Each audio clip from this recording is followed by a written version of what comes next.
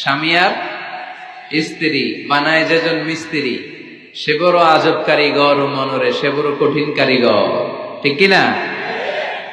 পৃথিবীর প্রথম দম্পতি হচ্ছে সাইয়েদনা আদম আলাইহিস সালাম আর হাওয়া আলাইহাস সালাম। পৃথিবীর প্রথম স্বামী আদম আলাইহিস সালাম, প্রথম স্ত্রী হাওয়া আলাইহাস সালাম। ওয়া কুলনা ইয়া আদম উসকুন আনতা ওয়া যাওজুকাল জান্নাহ। আল্লাহ বললেন, আদম তুমি আর তোমার জোড়া বা তোমার স্ত্রী দুজনে মিলে জান্নাতে থাকো। তাহলে ওনারা ছিলেন স্বামী আর স্ত্রী, ঠিক কিনা?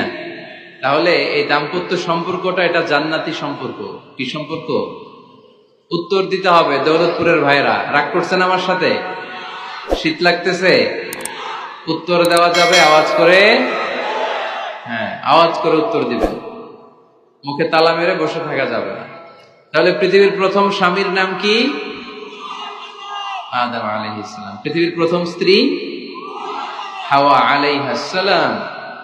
এই দাম্পত্য সম্পর্কটা বড় মধুর, বড় গভীর, বড্ড ভালোবাসার, ঠিক কিনা?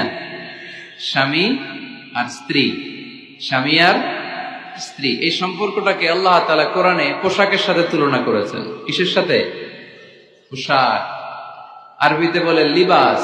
আরবিতে কি বলে? লিবাস। আল্লাহ বলেছেন, ও নারীরা তোমরা পুরুষদের জন্য পোশাক, আর ও পুরুষেরা তোমরা নারীদের জন্য পোশাক। পড়েন সুবহানাল্লাহ। পোশাকের বেসিকলি তিনটা কাজ। কয়টা? কেউ কথা কয় না, আরো জোরে বলেন কয়টা? এখন আওয়াজ আসলো কোথেকে? আওয়াজ করে উত্তর দিবেন, চিল্লায় বলেন পোশাকের কাজ কয়টা?